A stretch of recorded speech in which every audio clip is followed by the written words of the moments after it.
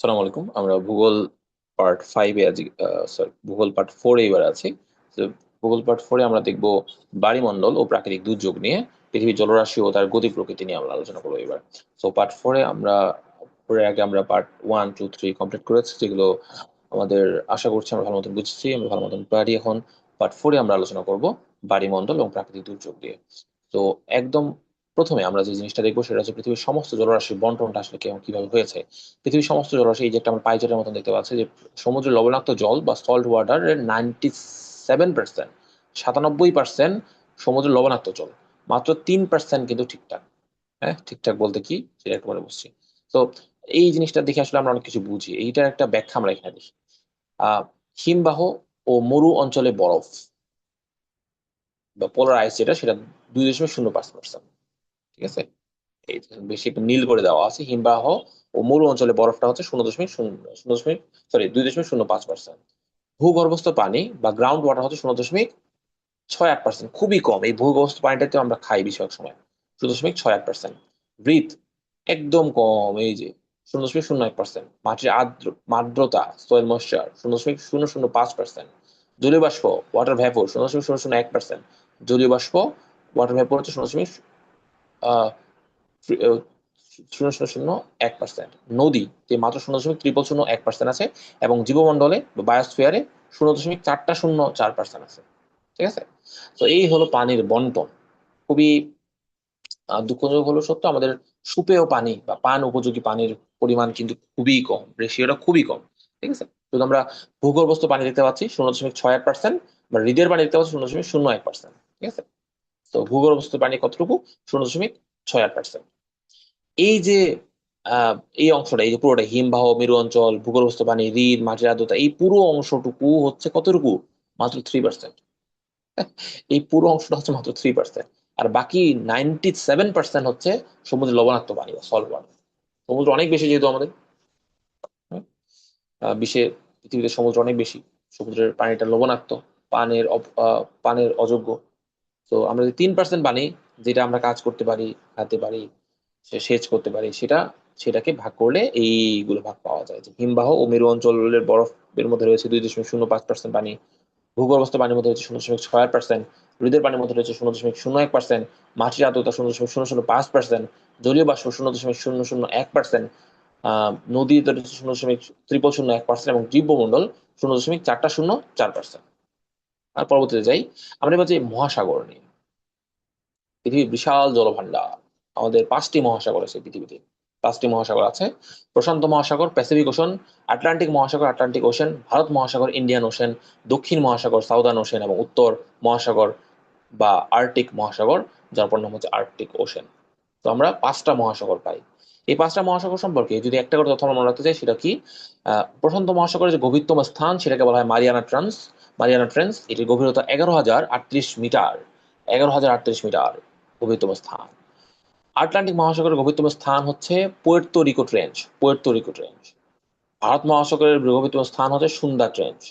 দক্ষিণ মহাসাগরের বা সাউথার্ন ওশেনের গভীরতম স্থান হচ্ছে সাউথ স্যান্ডউইচ ট্রেঞ্চ।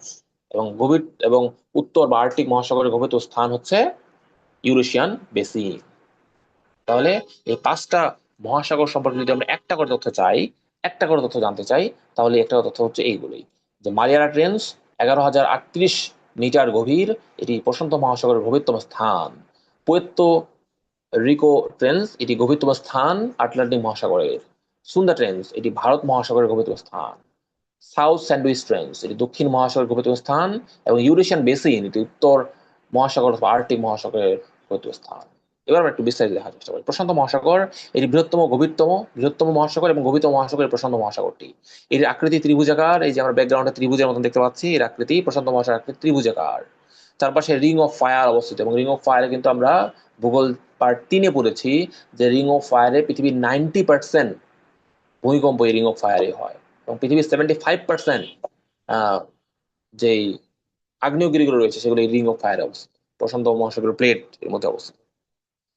তো বৃহত্তম গভীরতম মহাসাগর হচ্ছে প্রশান্ত মহাসাগর, আকৃতি ত্রিভুজাকার, চারপাশে রিং অফ ফায়ার অবস্থিত। আটলান্টিক মহাসাগর, এটি দ্বিতীয় বৃহত্তম, আকৃতি ইংরেজি এস অক্ষরের মতো বাণিজ্যিক দিক থেকে সবচেয়ে গুরুত্বপূর্ণ টাইটানিক এখানে ডুবেছিল। তাহলে বাণিজ্যিক দিক থেকে সবচেয়ে গুরুত্বপূর্ণ মহাসাগর কোনটি? এই আটলান্টিক মহাসাগর। ভারত মহাসাগরের তৃতীয় বৃহত্তম, এটি উষ্ণতম মহাসাগর। ভারত মহাসাগর কিন্তু উষ্ণতম মহাসাগর, যদিও এসটা এখানে আছে, বাট এসটা মূলত আটলান্টিক মহাসাগরের আকৃতি এস। দক্ষিণ আহ, মহাসাগর, এটি চতুর্থ বৃহত্তম মহাসাগর।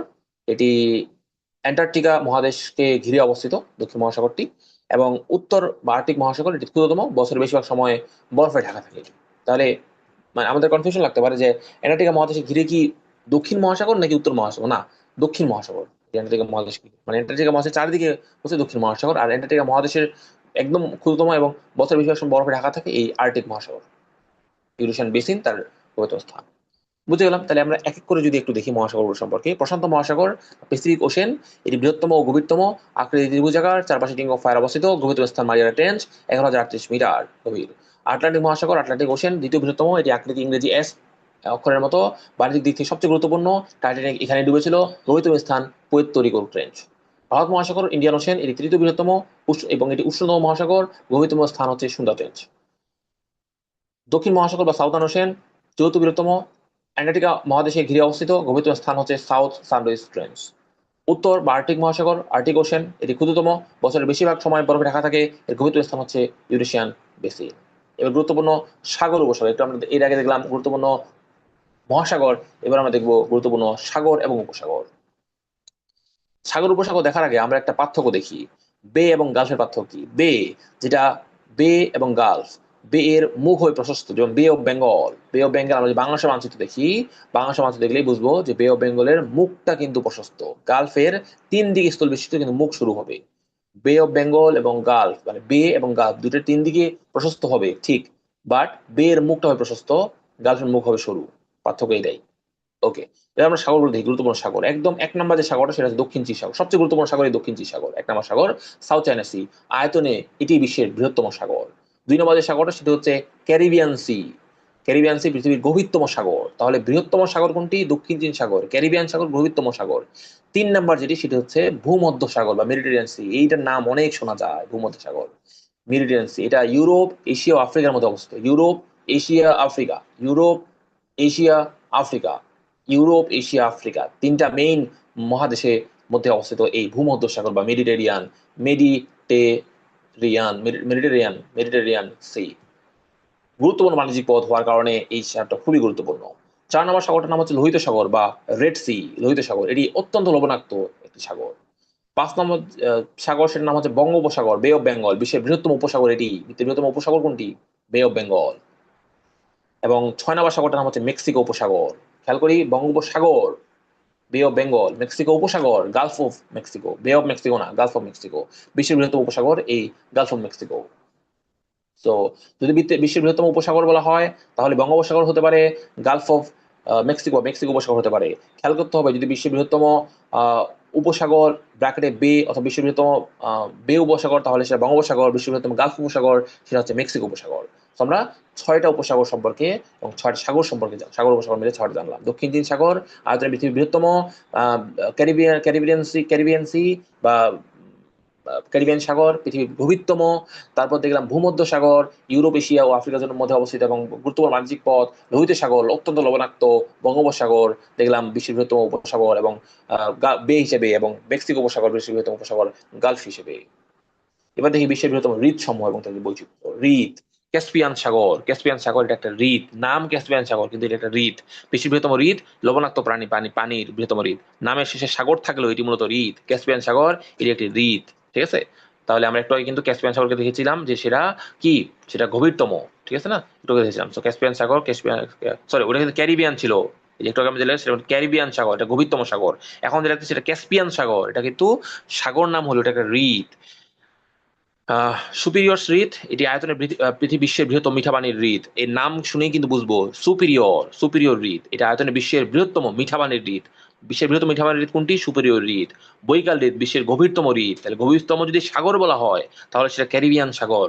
গভীরতম হ্রদ বলা হয় বৈকাল হ্রদ। ভিক্টোরিয়া হ্রদ, এটি আফ্রিকার বৃহত্তম হ্রদ। আফ্রিকার বৃহত্তম হ্রদ না হলে শুধু, যদি শুধু বৃহত্তম হ্রদ বলা হয় তাহলে ক্যাসপিয়ান সাগর। যদি আফ্রিকার বৃহত্তম হ্রদ বলা হয় সেটা ভিক্টোরিয়া হ্রদ। এবং নীল নদের উৎস এই ভিক্টোরিয়া হ্রদ কিন্তু। এরপর রয়েছে টিটিকাকা হ্রদ, বিশ্বের উচ্চতম নৌ চলাচলযোগ্য হ্রদ এই টিটিকাকা হ্রদ। এবং মরাসাগর বা ডেড সি বিশ্বের নিম্নতম স্থান, পৃথিবীর নিম্নতম স্থান হচ্ছে এই মরাসাগর। অতিরিক্ত লবণাক্ততার কারণে এখানে কোনো জীব বাঁচে না। এবং আমরা লাস্টলি দেখবো দেখবো হচ্ছে গ্রেট লেকস। আমেরিকা ও কানাডার সীমান্তে 5টি বিশাল মিঠাপানির হ্রদ রয়েছে। এগুলোকে, এই 5টাকে বলা হয় একসাথে গ্রেট লেকস। এগুলো কি কি? সুপিরিয়র, যেটা অলরেডি আমরা জানি। তারপর হচ্ছে মিশিগান, হুরর, ইরি, অ্যান্টারিও। এই 5টাকে মিলে বলা হয় গ্রেট লেকস। এগুলো কোথায় অবস্থিত? আমেরিকা এবং কানাডার সীমান্তে অবস্থিত গ্রেট লেকস। তাহলে প্রশ্ন আসবে, নিচের কোনটি গ্রেট লেকসের সদস্য নয়, বা নিচের কোনটি গ্রেট লেকস নয়, বা নিচের কোনটি গ্রেট লেকসের লেক নয়, অথবা নিচের কোনটি গ্রেট লেকসের লেক? মনে রাখতে হবে সুপিরিয়র, মিশিগান, হুরর, ইরি এবং অ্যান্টারিও, এগুলো হচ্ছে great lakes. Superior, Michigan, superior, Michigan, Huron, Erie, Ontario. Superior, Michigan, Huron, Erie, অ্যান্টারিও, এই সবগুলো কি গ্রেট লেকসের এক একটা লেক। আমরা আবার খেয়াল করি, কাস্পিয়ান সাগর বিশ্বের বৃহত্তম হ্রদ। লবণাক্ত পানির ক্ষেত্রে বিশ্বের বৃহত্তম হ্রদ। যদি বলা হয় মিঠা পানির ক্ষেত্রে বৃহত্তম হ্রদ কোনটি, সেটা সুপিরিয়র হ্রদ। কাস্পিয়ান সাগর বিশ্বের বৃহত্তম হ্রদ, কিন্তু লবণাক্ত পানির ক্ষেত্রে। কিন্তু সুপিরিয়র সুপিরিয়র হ্রদ এটি বিশ্বের বৃহত্তম মিঠা পানির হ্রদ। বৈকাল হ্রদ বিশ্বের গভীরতম হ্রদ। ঠিক আছে, কাস্পিয়ান সাগর বিশ্বের বৃহত্তম হ্রদ, কিন্তু লবণাক্ত পানির ক্ষেত্রে। সুপিরিয়র হ্রদ এটি আয়তনে বিশ্বের বৃহত্তম মিঠা পানির হ্রদ। বৈকাল হ্রদ গভীরতম হ্রদ। ভিক্টোরিয়া হ্রদ আফ্রিকার বৃহত্তম হ্রদ এবং নীল নদীর উৎস। টিটিকাকা হ্রদ বিশ্বের উচ্চতম নৌ চলাচলযোগ্য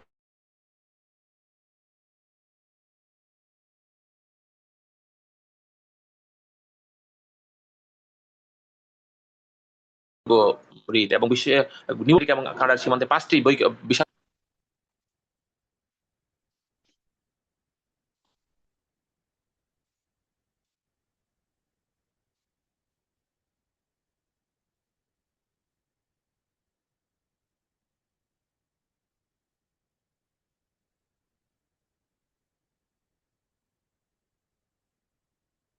ওকে, তাহলে আমরা হ্রদ সম্পর্কে জেনে ফেললাম, সাগর মহাসাগর সম্পর্কে জেনে ফেললাম। আমরা নেক্সট যে জিনিসটা আমরা জানবো সেটা হচ্ছে প্রণালী। এবং প্রণালী আহ বিশ্ব বাণিজ্যের প্রবেশদ্বার। প্রত্যেকটা প্রণালী খুবই গুরুত্বপূর্ণ। আমরা এখানে যে প্রণালীগুলো দেখবো সেগুলো হচ্ছে জিব্রাল্টার প্রণালী, মালাক্কা প্রণালী, হরমুজ প্রণালী, বাবাল মানদেব প্রণালী, বেরিং প্রণালী, পক প্রণালী, বসফরাস প্রণালী। এই প্রণালীগুলো সম্পর্কে দেখবো। তো প্রত্যেকটা প্রণালী একটা থেকে গুরুত্বপূর্ণ, প্রত্যেকটা গুরুত্বপূর্ণ প্রণালী, প্রত্যেকটা খুবই গুরুত্বপূর্ণ। বিশ্ব বাণিজ্য প্রবেশদ্বার এই একটা প্রণালী। সো এক একটা করে দেখি, ইউরোপ এবং আফ্রিকা এই দুইটাকে পৃথক করেছে যে প্রণালী, সেটা হচ্ছে জিব্রাল্টার প্রণালী। এবং যুক্ত করেছে আটলান্টিক মহাসাগর সেই সাথে ভূমধ্য সাগরকে। আটলান্টিকের সাথে ভূমধ্য সাগর যুক্ত করেছে জিব্রাল্টার প্রণালী, পৃথক করেছে ইউরোপ ও আফ্রিকাকে। এবং একে ভূমধ্য সাগরের চাবি বলা হয়, ভূমধ্য সাগরের চাবি বলা হয় জিব্রাল্টার প্রণালীকে। এবার থেকে মালাক্কা প্রণালী, এটি মালয়েশিয়া ও সুমাত্রাকে পৃথক করেছে, যুক্ত করেছে বঙ্গোপসাগর বঙ্গোপসাগর ও দক্ষিণ চীন সাগরকে। এবং দীর্ঘতম ব্যস্ততম প্রণালী বলা হয় এই মালাক্কা প্রণালীকে। আসি হরমুজ প্রণালী, এটি ইরান ও ওমানকে পৃথক করেছে। ওমান বা সংযুক্ত আরব আমিরাত বা ইউএই এদের পৃথক করেছে এবং যুক্ত করেছে পারস্য সাগরের সাথে, ওমান উপসাগরের সাথে যুক্ত করেছে। জ্বালানি তেলের লাইফলাইন বলা হয় এই হরমুজ প্রণালীকে। সবচেয়ে দীর্ঘতম ও ব্যস্ততম কোনটি? মালাক্কা প্রণালী। জ্বালানি তেলের লাইফলাইন কোনটি? হরমুজ প্রণালী। ভূমধ্য সাগরের চাবি কোনটি? জিব্রাল্টার প্রণালী। বাবাল মানদেব, এটি এশিয়া ও আফ্রিকাকে পৃথক করেছে। খেয়াল করি, ইউরোপ ও আফ্রিকাকে পৃথক করেছে জিব্রাল্টার প্রণালী, এশিয়া ও আফ্রিকাকে পৃথক করেছে বাবাল মানদেব প্রণালী। এবং বাবাল মানদেব প্রণালীটা যুক্ত করেছে লোহিত সাগর ও এডেন উপসাগরকে। লোহিত সাগর ও এডেন উপসাগরকে যুক্ত করেছে বাবাল মানদেব প্রণালী। বেরিং প্রণালী, এটি এশিয়া থেকে আমেরিকাকে পৃথক করেছে। এশিয়া থেকে আমেরিকা পৃথক করেছে বেরিং প্রণালী। এটি উত্তর সাগর ও বেরিং সাগরকে যুক্ত করেছে। উত্তর সাগর ও বেরিং সাগর যুক্ত করেছে। আঞ্চলিক তারিখ রেখা বলা হয় এই বেরিং প্রণালীর সাথে জায়গাটাকে। এবার আছে পক প্রণালী, ভারত ও শ্রীলঙ্কাকে পৃথক করেছে, যুক্ত করেছে আরব সাগর ও বঙ্গোপসাগর যুক্ত করেছে। আরব সাগর বঙ্গোপসাগর যুক্ত করেছে। বসফরাস প্রণালী, এটি এশিয়া ও ইউরোপকে পৃথক করেছে। ইউরোপের মূলত তুরস্ককে পৃথক করেছে। এশিয়া ও ইউরোপকে পৃথক করেছে বসফরাস প্রণালী, যুক্ত করেছে কৃষ্ণ সাগর ও মর্মর সাগরকে। কৃষ্ণ সাগর ও মর্মর সাগর যুক্ত করেছে। এশিয়া ও ইউরোপে তুরস্ককে পৃথক করেছে মূলত বসফরাস প্রণালী, যুক্ত করেছে কৃষ্ণ সাগর ও মর্মর সাগরকে। এবার স্পেশাল বিষয়গুলো জেনে নেই। ভূমধ্য সাগরের চাবি তাহলে জিব্রাল্টার প্রণালী, দীর্ঘতম ব্যস্ততম প্রণালী হচ্ছে মালাক্কা প্রণালী, জ্বালানি তেলের লাইফলাইন হচ্ছে হরমুজ প্রণালী, অশ্রুর দ্বার হচ্ছে বাবাল মানদেব প্রণালী। অশ্রুর দ্বার কোনটি? বাবাল মানদেব প্রণালী। আঞ্চলিক তারিখ রেখা হচ্ছে বেরিং প্রণালী। তাহলে কোনগুলো হচ্ছে পৃথক করেছে কোনটা কোনটাকে, জিব্রাল্টার প্রণালী পৃথক করেছে ইউরোপ ও আফ্রিকাকে, মালাক্কা প্রণালী পৃথক করেছে মালয়েশিয়া ও সুমাত্রাকে, হরমুজ প্রণালী পৃথক করেছে ইরান থেকে ওমানকে, পাওয়াল বান্দর প্রণালী পৃথক করেছে এশিয়া থেকে আফ্রিকাকে, এবং বেরিং প্রণালী পৃথক করেছে এশিয়া থেকে আমেরিকাকে, পক প্রণালী পৃথক করেছে ভারত ও শ্রীলঙ্কাকে, এবং বসফরাস প্রণালী পৃথক করেছে এশিয়া ও ইউরোপকে। মূলত এশিয়া ও ইউরোপের মধ্যে তুরস্ককে পৃথক করেছে এশিয়া থেকে এই এশিয়া পার্ট, এবং ইউরোপ পার্টকে পৃথক করেছে এই বসফরাস প্রণালী। এখন আসি, জিব্রাল্টার প্রণালী যুক্ত করেছে আটলান্টিক ও ভূমধ্যসাগরকে, মালাক্কা প্রণালী যুক্ত করেছে বঙ্গোপসাগর ও দক্ষিণ চীন সাগরকে, হরমুজ প্রণালী যুক্ত করেছে পারস্য ও ওমান উপসাগরকে, বাব আল মান্দব প্রণালী যুক্ত করেছে লোহিত সাগর ও এডেন উপসাগরকে, বেরিং প্রণালী যুক্ত করেছে উত্তর সাগর ও বেরিং সাগরকে, পক প্রণালী যুক্ত করেছে আরব সাগর ও বঙ্গোপসাগরকে, এবং বসফরাস প্রণালী কৃষ্ণ সাগর ও মর্মর সাগরকে যুক্ত করেছে। এবার আসি জোয়ার ভাটা। জোয়ার ভাটা সূর্য ও চন্দ্রের আকর্ষণের কারণে হয়ে থাকে। সূর্য ও চন্দ্রের আকর্ষণটা কেমন হয়, যদি চাঁদ এবং সূর্যে আমরা হচ্ছে বা পার্থক্যটা দেখি, তাহলে 11:5 হবে, মানে অনুপাত হবে 11:5। মূল কারণ কি জোয়ার ভাটার মূল কারণ হচ্ছে সূর্য ও চাঁদের মহাকর্ষ বল এবং পৃথিবীর কেন্দ্রাতিক শক্তি। সূর্য ও চাঁদের মহাকর্ষ বল এবং পৃথিবীর কেন্দ্রাতিক শক্তির কারণে জোয়ার ভাটা হয়। আকর্ষণের তারতম্য কি, সূর্য পৃথিবীর চেয়ে অনেক বড় হলেও পৃথিবী থেকে কাছে অবস্থিত বলে জোয়ারের ক্ষেত্রে চাঁদের আকর্ষণ সূর্যের চেয়ে প্রায় দ্বিগুণ বা 2 গুণ বেশি। সূর্য পৃথিবী থেকে অনেক বড় হলেও পৃথিবী থেকে চাঁদ কাছে অবস্থিত হওয়ার ফলে চাঁদের আকর্ষণটাই সূর্যের আকর্ষণের চেয়ে প্রায় দ্বিগুণ বেশি। যেন আমরা দেখতে পাই চাঁদ এবং সূর্যের আকর্ষণ অনুপাত হচ্ছে 11:5, প্রায় দ্বিগুণ বেশি। অর্থাৎ চাঁদের আকর্ষণ যদি 11 হয়, সূর্যের আকর্ষণ হয় 5, অনেক দ্বিগুণ বেশি হচ্ছে আকর্ষণ চাঁদের। জোয়ার ভাটা হওয়ার কারণ হচ্ছে চাঁদ ও সূর্যের আকর্ষণ পৃথিবীর কেন্দ্রিক শক্তি। আচ্ছা, এবার আমরা দেখবো ভরা কটাল ও মরা কটাল। ভরা কটাল ও মরা কটাল দেখবো এবার আমরা। সো ভরা কাটাল এবং মরা কাটালের এখানে আমরা চিত্রটা দিকে খেয়াল করি। এখানে পৃথিবী একদিকে দেখতে পাচ্ছি সূর্য, বাম দিকে একদিকে দেখতে পাচ্ছি চন্দ্র। আবার এখানে দেখতে পাচ্ছি পৃথিবী, একদিকে সূর্য আছে একদিকে চন্দ্র আছে, বাট বিপরীত দিকে নাই। জাস্ট বলা যায় যে 90 ডিগ্রি কোণ করে হচ্ছে সূর্য এবং চন্দ্র রয়েছে। তাহলে সূর্য এবং চন্দ্র 90 ডিগ্রি কোণ করে যখন থাকে সেটাকে বলে মরা কটাল, এবং সূর্য এবং চন্দ্র 180 ডিগ্রি কোণ করে যখন থাকে সেটাকে বলে যে ভরা কটাল বা স্প্রিং টাইড। এখন আমরা একটু বিস্তারিত বোঝার ট্রাই করি। চিত্র দেখে বুঝলাম যে ভরা কটালে সূর্য এবং চন্দ্র হচ্ছে পৃথিবীর সাথে 180 ডিগ্রি কোণে থাকবে, আর মরা কটালে পৃথিবীর সাথে সূর্য এবং চন্দ্র 90 ডিগ্রি কোণ করে থাকবে। বুঝলাম। এবার ভরা কটাল দেখি বা স্প্রিং টাইড কি। অবস্থান হচ্ছে সূর্য পৃথিবী এবং চন্দ্র এক সরলরেখা অবস্থান করে 180 ডিগ্রি থাকবে। এবং মরা কটালের ক্ষেত্রে, বা মরা কটালের নাম হচ্ছে ইংলিশ নাম হচ্ছে নিপ টাইড। এটা অবস্থান চন্দ্র, চাঁদ ও সূর্য পৃথিবীর সাথে সমকোণ বা 90 ডিগ্রি রেখায় থাকবে। তিথি অমাবস্যা ও পূর্ণিমা তিথিতে এই ভরা কটালটা হয়। অমাবস্যাতে হয় এবং পূর্ণিমা তিথিতে হয়। আর মরা কটাল হয় শুল্ক ও কৃষ্ণপক্ষের অষ্টমী তিথিতে। শুল্ক তিথিতে এবং কৃষ্ণপক্ষের অষ্টমী তিথিতে। শুল্ক তিথিতে ও কৃষ্ণপক্ষের অষ্টমী তিথিতে। শুল্ক তিথিতে কৃষ্ণপক্ষের অষ্টমী তিথিতে হয় হচ্ছে মরা কটাল। ভরা কোটালের বৈশিষ্ট্য হচ্ছে একে তেজ কোটাল বলা হয়। এই জোয়ার সবচেয়ে বেশি শক্তিশালী হয়, মাসে 2বার হয়। মরা কোটাল হচ্ছে দুই বিপরীতমুখী আকর্ষণে পানি বেশি ফুলতে পারে না, এই জোয়ার সবচেয়ে দুর্বল হয়, মাসে 2বার হয়। তাহলে ভরা কোটাল মাসে 2বার, মরা কোটাল মাসে 2বার। খেয়াল করবো, কিন্তু ভরা কোটালকে তেজ কোটাল বলা হয় কারণ জোয়ার সবচেয়ে বেশি শক্তিশালী হয়, কিন্তু মরা কোটাল খুব একটা শক্তিশালী হয় না। তাহলে শুল্ক এবং কৃষ্ণপক্ষের অষ্টমী তিথিতে হয় হচ্ছে মরা কোটাল, অমাবস্যা ও পূর্ণিমা তিথিতে হয় হচ্ছে ভরা কোটাল বা স্প্রিং টাইড, আর মরা কোটাল হচ্ছে নিপ টাইড। শেষ। এবার আসি আমরা জোয়ার ভাটার সময়কাল ও পরিভাষাগুলোর ক্ষেত্রে। দুটি মুখ্য জোয়ারের মধ্যে ব্যবধান কতটুকু? দুটি মুখ্য জোয়ারের মধ্যে ব্যবধান 24 ঘন্টা 52 মিনিট। একে একে চন্দ্র দিন বা তিথি বলা হয়। আমরা বললাম না তিথি, একটু আগে দেখলাম যে তিথি, এই যে কোন তিথিতে হয়, কোন সময় হয়, তিথি বলতে কোন সময়, কোন তিথিতে হয়, তিথি হচ্ছে আহ চন্দ্রদিন, অর্থাৎ 24 ঘন্টা 52 মিনিটে তিথি হয়। দুটি মুখ্য জোয়ারের মধ্যবর্তী সময়। একটি জোয়ার ও পরবর্তী জোয়ারের মধ্যে ব্যবধান হচ্ছে 6 ঘন্টা 13 মিনিট। দুইটি জোয়ারের মধ্যে ব্যবধান হচ্ছে 12 ঘন্টা 26 মিনিট। তাহলে দুইটি জোয়ারের মধ্যে ব্যবধান 24 ঘন্টা 52 মিনিটও হইতে পারে, 12 ঘন্টা 56 মিনিটও হইতে পারে। খেয়াল করি, দুইটি মুখ্য জোয়ার এর মধ্যে ব্যবধান 12 ঘন্টা 56 মিনিট, এর ঠিক অর্ধেক, সরি 24 ঘন্টা 52 মিনিট, এর ঠিক অর্ধেক 12 ঘন্টা 26 মিনিট হয় দুটি জোয়ারের মধ্যে, অর্থাৎ একটি মুখ্য একটি গৌণ। দুইটি যদি মুখ্য জোয়ার হয় তাহলে পার্থক্য হবে হচ্ছে 24 ঘন্টা 52 মিনিট। একটি মুখ্য জোয়ার একটি গৌণ জোয়ার, পার্থক্য হবে হচ্ছে 12 ঘন্টা 26 মিনিট। একটি জোয়ার এবং পরবর্তী ভাটা, অর্থাৎ জোয়ার ভাটার মধ্যে পার্থক্য হচ্ছে 6 ঘন্টা 13 মিনিট। তার মানে এইটার আবার অর্ধেক। তাহলে জিনিসটা খেয়াল করি, সংখ্যাটা খুব ইন্টারেস্টিং যে দুইটি মুখ্য জোয়ারের পার্থক্য হচ্ছে 24 ঘন্টা 52 মিনিট। একে বলা হয় চান্দ্রদিন বা তিথি। এটা ঠিক অর্ধেক, অর্থাৎ 12 ঘন্টা 26 মিনিট পার্থক্য হয় একটি মুখ্য জোয়ার একটি গৌণ জোয়ারের। এইটার ঠিক অর্ধেক, অর্থাৎ 6 ঘন্টা 13 মিনিট পার্থক্য একটি জোয়ার এবং পরবর্তী ভাটার মধ্যে। এবার দেখি দুইটি পরিভাষা টার্মিনোলজি। সিজিগি সিজি কি বলতে কি বোঝায়? সূর্য, পৃথিবী ও চাঁদ যখন একই সরলরেখায় অবস্থান করে তখন সেটাকে সিজি বলা হয়। সিজিগি বলা হয়। এটি দুই প্রকার হয়: সংযোগ বা কনজাংশন যখন অমাবস্যা হয়, এবং প্রতিযোগ বা অপোজিশন যখন পূর্ণিমা হয়। তাহলে খেয়াল করি, সিজিগি যেটা একটু আগেই দেখলাম আমরা, যখন চন্দ্র, সূর্য, পৃথিবী সমান্তরালে থাকবে, 180 ডিগ্রি করে থাকবে, তখন সেটাকে বলা হয় সিজিগি। এটাকে দুই প্রকার: সংযোগ বা কনজাংশন যখন হবে অমাবস্যা, এবং প্রতিযোগ বা অপোজিশন যখন হবে পূর্ণিমা। ঠিক আছে, খেয়াল করবো। সংযোগ হয়ে গেল অমাবস্যা, প্রতিযোগ হয়ে গেলে হবে পূর্ণিমা। এবার আসি বান ডাকা বা টাইডাল বোর। ভরা কটালের সময় নদীর মোহনা দিয়ে প্রবল বেগে সমুদ্রের পানি ভেতরে প্রবেশ করে, যেমন মেঘনা নদীতে। এটাকে বলা হয় বান ডাকা। বান ডাকা, হ্যাঁ। ভরা কটালের সময় নদীর মোহনা দিয়ে, মোহনা কোনটা? নদীর যে স্থানে গিয়ে সাগরে পতিত হয় সেটাকে বলা হয় মোহনা। ওই নদীর মোহনা দিয়ে প্রবল বেগে সমুদ্রের পানি ভেতরে প্রবেশ করে, যেমন মেঘনা নদীতে। এটাকে বলা হচ্ছে বান ডাকা বা টাইডাল বোর। সিজি কি বুঝলাম, টাইডাল বোর বুঝলাম। এবার আসি ঘূর্ণিঝড় বা সাইক্লোন সৃষ্টির বিজ্ঞানটা কি, কিভাবে কাজ করে। সংজ্ঞাটা দেখি, ঘূর্ণিঝড় হলো সমুদ্রের উষ্ণ জলরাশি থেকে সৃষ্ট নিম্নচাপ জনিত ঝড়। ঘূর্ণিঝড় কি? সমুদ্রের উষ্ণ জলরাশি থেকে সৃষ্ট নিম্নচাপ জনিত যে ঝড়টা, সেটাকে বলা হচ্ছে ঘূর্ণিঝড়। সেটি সত্য কি? সমুদ্রপৃষ্ঠের তাপমাত্রা অবশ্যই 27 ডিগ্রি সেলসিয়াস বা 80 ডিগ্রি ফারেনহাইট এর বেশি হতে হবে। 27 ডিগ্রি সেলসিয়াস অথবা 80 ডিগ্রি ফারেনহাইট এর বেশি হতে হবে, না হলে এটা হবে না। শক্তি সঞ্চয় কিভাবে? ঘূর্ণিঝড় তার শক্তি পায় নীল তাপ বা ল্যাটেন্ট হিট থেকে। লিন তাপ, লিন তাপ বা ল্যাটেন্ট হিট থেকে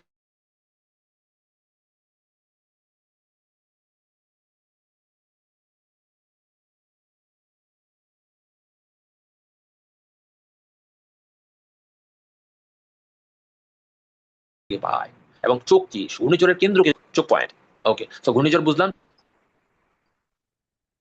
সমুদ্রের আহ, আহ, উষ্ণ জলরাশি থেকে সৃষ্ট নিম্নচাপজনিত ঝড়টা হচ্ছে ঘূর্ণিঝড়। সৃষ্টিশত সমুদ্রপৃষ্ঠের তাপমাত্রা অবশ্যই 27 ডিগ্রি সেলসিয়াস বা 80 ডিগ্রি ফারেনহাইটের বেশি হতে হবে। শক্তি সঞ্চয় হচ্ছে, ঘূর্ণিঝড় তার শক্তি পায় লিন তাপ বা ল্যাটেন্ট হিট থেকে, এবং ঘূর্ণিঝড়ের কেন্দ্রকে বলা হয় চোখ, যা শান্ত থাকে এবং নিম্নচাপ বিরাজ করে। এবার আমরা দেখবো অঞ্চলভিত্তিক ঘূর্ণিঝড়ের বিভিন্ন নাম রয়েছে। এইটা পৃথিবীর মানচিত্র। এই মানচিত্রে আমরা চারটা জায়গা আমরা দেখতে পাচ্ছি, চারটা জায়গা দেখতে পাচ্ছি। এই যে 1 নম্বর জায়গা, যেটা এই যে জায়গাটা, এটাকে বলা হচ্ছে, এখানে যে ঘূর্ণিঝড়টা হয় তাকে বলা হয় সাইক্লোন। দক্ষিণ এশিয়া এবং ভারত মহাসাগরীয় অঞ্চল মূলত এখানে থাকে। এখানে ভারত, বাংলাদেশ, শ্রীলঙ্কা, এই জায়গায় যদি ঘূর্ণিঝড় হয় সেটাকে বলা হয় সাইক্লোন। অর্থাৎ দক্ষিণ এশিয়া এবং ভারত মহাসাগরীয় অঞ্চলে যে ঘূর্ণিঝড় সেটাকে বলা হয় সাইক্লোন, এই অংশটাকে। ওকে, 2 নম্বর যেটা, সেটা হচ্ছে এটা। 2 নম্বরটা এটা। আহ, এবং এই 2 নম্বর, 2 নম্বর জায়গায় এটা, এটা আমাদের জানার তেমন জরুরি না এখানে, যেটা খুব গুরুত্বপূর্ণ না। আমরা 3 নম্বর জায়গায় চলে যাই। 3 নম্বর হচ্ছে টাইফুন।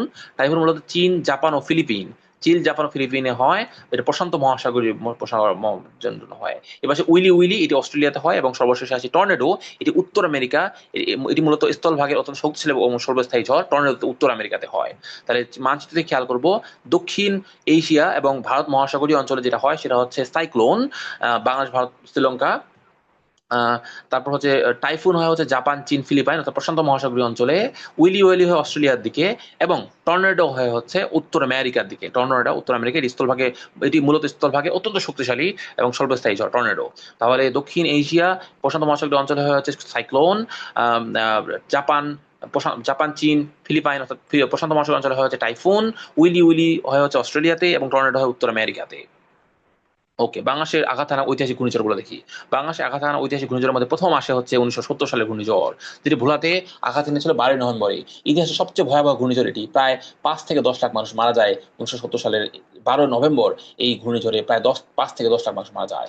এরপর আমরা চলে আসি 1970-এর পর 1991 সালে। 1991 সালে যে ঘূর্ণিঝড়টা, সেটার নাম ছিল হচ্ছে মরিয়ম।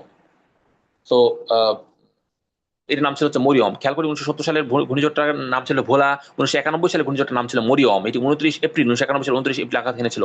বাতাসে গতিবেগ ছিল ঘন্টায় 225 কিলোমিটার, অনেক বেশি। সিরর, সিরো 2007 সালে এসেছিল। সিরোর সিংহলি শব্দ, যার অর্থ হচ্ছে চোখ। এরপর সে আইলা 2009 সালে এসেছিল। এটি মালদ্বীপের দেওয়া নাম। আইলার অর্থের নাম, অর্থ হচ্ছে ডলফিন। 2023 সালে এসেছে মোখা, এটি ইয়েমেনের কফি বন্দরের নামে এর নামকরণ করা হয়েছে, মোখা। এবং 2024 সালে এসেছে রেমা, 2024 সাল, ওমানের দেওয়া নাম, এর অর্থ হচ্ছে বালু। তাহলে আমরা আমরা হচ্ছে 6টা সাল মনে রাখছি। 6টা ঘূর্ণিঝড় বাংলাদেশে আঘাত এনেছে। সর্বপ্রথম বাংলাদেশে আঘাত হয় সবচেয়ে ভয়ঙ্কর আঘাত 1970 সালে। 1970 সালে কবে? 1970 সালের হচ্ছে 12 নভেম্বর যেটির নাম ছিল ভোলা, ইতিহাস সবচেয়ে ভয়াবহ ঘূর্ণিঝড় ছিল। এরপর 1991 সাল যেটির নাম ছিল মরিয়ম, 29 এপ্রিল আঘাত এনেছিল। ঘন্টায় গতিবেগ ছিল ঘূর্ণিঝড়ের, বাতাসের গতিবেগ ছিল 225 কিলোমিটার। এরপর চলে আসলো হচ্ছে সিরিয়া 2007 সাল, সিরিয়ার সিংহলি শব্দ যার অর্থ হচ্ছে চোখ। এরপর হলো আইলা, আইলা হচ্ছে মালদ্বীপের দেওয়া নাম, আইলা মানে হচ্ছে ডলফিন, আইলা 2009। এরপর হলো মোখা 2023 সাল, ইয়েমেনের কফি বন্দরের নামে নামকরণ করা হয় মোখা। এবং তারপর সে রেমাল, রেমাল 2024 সালে ওমানের দেওয়া নাম, রেমাল অর্থ হচ্ছে বালু। এবং তারপরে আমরা ঘূর্ণিঝড়ের নামকরণের পদ্ধতিতে দেখব। নিয়ন্ত্রক সংস্থা হচ্ছে এটি বিশ্ব আবহাওয়া সংস্থা, ওয়ার্ল্ড মেট্রোলজিক্যাল অর্গানাইজেশন এবং এসকফ এর আঞ্চলিক প্যানেল দ্বারা নিয়ন্ত্রিত হয়। ডাব্লিউএমও এবং এসকফ এর আঞ্চলিক প্যানেল দ্বারা নিয়ন্ত্রিত হয়। আঞ্চলিক দায়িত্ব বাংলাদেশ যে অঞ্চলে অন্তর্ভুক্ত সেটি হলো ডাব্লিউএমও বা Eskuf panel on tropical cyclones, এই অঞ্চলে অন্তর্ভুক্ত। এই প্যানেলটি উত্তর ভারত মহাসাগরীয় ঘূর্ণিঝড়গুলো নামকরণ করে। মোট সদস্য দেশ হচ্ছে 13টি, নাম জমা দেয় প্রতি দেশ 13টি করে।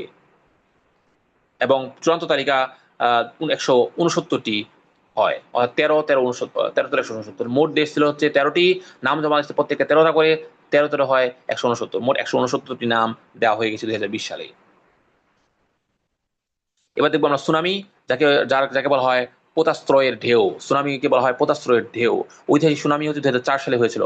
ভারত মহাসাগরীয় সুনামি, সুমাত্রায় সৃষ্ট 9.1 মাত্রা ভূমিকম্পে 14টি দেশে আঘাত হানে এই সুনামি। 2011 সালে জাপানের সুনামি হয়ে ফুকুশিমা পারমাণবিক বিদ্যুৎ কেন্দ্রে বিপর্যয় ঘটার কারণে। তাহলে সুনামি 2004 সালে হয়েছিল, 2011 সালে হয়েছিল। 2004 সালে ভারত মহাসাগরীয় সুনামি হয়েছিল, যেটা সুমাত্রায় সৃষ্ট 9.1 মাত্রা ভূমিকম্পে 14টি দেশে আঘাত হানে এই সুনামিটি। 2011 সালে জাপানের সুনামি হয়েছিল ফুকুশিমা পারমাণবিক বিদ্যুৎ কেন্দ্রে বিপর্যয় ঘটার কারণে। তাহলে কিছু দেখি, এটি জাপানি শব্দ। টিএসইউ এর অর্থ হচ্ছে বন্দর বা পোতাশ্রয়, এবং নামি অর্থ হচ্ছে ঢেউ। মূল কারণ সমুদ্রের তলদেশে ভূমিকম্প, আগ্নেয়গিরি, অগ্নুৎপাত বা ভূমিধসের কারণে হতে পারে। গতিবেগ গভীর সমুদ্রে ঘন্টায় 500 থেকে 800 কিলোমিটার, প্রায় জেট বিমানের যে গতিবেগ সেই 500 থেকে 800 কিলোমিটার ঘন্টায় যায়, কিন্তু উপকূলে এসে উচ্চতা বেড়ে ধ্বংসযোগ্য চালায় এটি। ঠিক আছে, তো গভীর সমুদ্রে 500 থেকে 800 কিলোমিটার বেগে চলতে পারে। গভীর সমুদ্রে কম উচ্চতায় প্রচন্ড গতিতে থাকে, 500 থেকে 800 কিলোমিটার। এখানে উপকূল বিশাল, এখানে একটা চিত্র গ্রাফিক্যাল দেখা হচ্ছে যে সমুদ্র পৃষ্ঠের মধ্যে 500 থেকে 800 কিলোমিটার, গভীর সমুদ্রে কম উচ্চতা এবং প্রচন্ড গতি নিয়ে আগাতে থাকে, এবং উপকূলে এসে উচ্চতা অনেক বাড়ায় এবং বিশাল উচ্চতা নিয়ে ধ্বংসাত্মক প্রভাব চালায় এই সুনামি। দুর্যোগ সতর্কতা দেখেই আমরা আজকে স্লাইড শেষ করবো। দুর্যোগের সংকেত বা সিপোর্ট বলা হয় এটিকে। মূলত মোট সংকেত 11টি, এই যে 1 থেকে 11টি মোট সংকেত, 1 থেকে 11 পর্যন্ত। 10 নম্বর সংকেত হলো মহাবিপদ সংকেত। নদীবঙ্গ, এটা হচ্ছে সিপোর্ট, সমুদ্রের সংকেত। নদী বন্দর সংকেত বা হচ্ছে রিভার পোর্ট, মূলত 4টা শর্ট সংকেত 1 থেকে 4 পর্যন্ত, 1 থেকে 4 পর্যন্ত। সুনামির সংকেত, সুনামির কোনো নির্দিষ্ট সংকেত নেই, এটি মূলত ভূমিকম্পের মাত্রা দেখে সতর্ক করা হয়। ভূমিকম্প থেকেই সুনামি যেহেতু তৈরি হয়, 2004 সালে যেহেতু সুমাত্রায় 9.1 মাত্রা ভূমিকম্প থেকেই 14 দেশ প্লাবিত হয়েছিল, সুনামিটা মূলত ভূমিকম্প থেকেই আইডিয়া করা হয়। সো সমুদ্র সংকেত হচ্ছে মোট 11টি। 10 নাম্বারটা হচ্ছে মহাবিপদ সংকেত। নদী বন্দরের সংকেত হচ্ছে 4টি। আগে অনেকগুলো ছিল, 7টা 8টা 10টা হইতো। এখন নদী বন্দরের সংকেত বা রিভার পোর্ট সংকেত হচ্ছে 4টি। এর মাধ্যমে আমরা আজকের আলোচনা শেষ করলাম। আজকের যে আলোচনা ছিল সেখানে আমরা আলোচনা করেছি একদম শুরু থেকে। আমরা আলোচনা করেছি কি আমরা আলোচনা করেছি বায়ুমণ্ডল নিয়ে। তো বায়ুমণ্ডল নিয়ে আলোচনা করার সময় আমরা পৃথিবী আমাদের পৃথিবীতে জলরাশির অবস্থা সেটা নিয়ে আলোচনা করেছি, কতটুকু কি পানি। 5টা মহাসাগর নিয়ে আমরা আলোচনা করেছি, গুরুত্বপূর্ণ সাগর উপসাগর নিয়ে আলোচনা করেছি, এবং তারপর বিখ্যাত হ্রদ তাদের বৈচিত্র্য নিয়ে আলোচনা করেছি, বিভিন্ন প্রণালী নিয়ে আলোচনা করেছি, জোয়ার ভাটা হওয়ার কারণে আলোচনা করেছি, ভরা কাটল মরা কাটল কিগুলো নিয়ে আলোচনা করেছি, অর্থাৎ স্প্রিং টাইড এবং নিপ টাইড নিয়ে আলোচনা করেছি, জোয়ার ভাটার সময়কাল এবং কিছু গুরুত্বপূর্ণ সিজিগি, তারপর হচ্ছে বান ডাকা, এগুলো নিয়ে আলোচনা করেছি। ঘূর্ণিঝড়ের কারণটা কি, বৈজ্ঞানিক কারণটা আমরা আলোচনা করেছি, এবং অঞ্চলভিত্তিক ঘূর্ণিঝড়ের নামগুলো নিয়ে আলোচনা করেছি। বাংলাদেশে আঘাত হানা ঐতিহাসিক ঘূর্ণিঝড় নিয়ে আলোচনা করেছি, এবং ঘূর্ণিঝড়ের নামকরণ কিভাবে সেটা সর্বশেষ সুনামি নিয়ে আলোচনা করার মাধ্যমে এবং বিপদ সংকেত নিয়ে আলোচনা করার মাধ্যমে আজকে আমরা আলোচনাটা শেষ করছি। আগামী আলোচনা অর্থাৎ ভূগোল 5 এর জন্য আমন্ত্রণ জানাচ্ছি। আল্লাহ হাফিজ, আসসালামু আলাইকুম।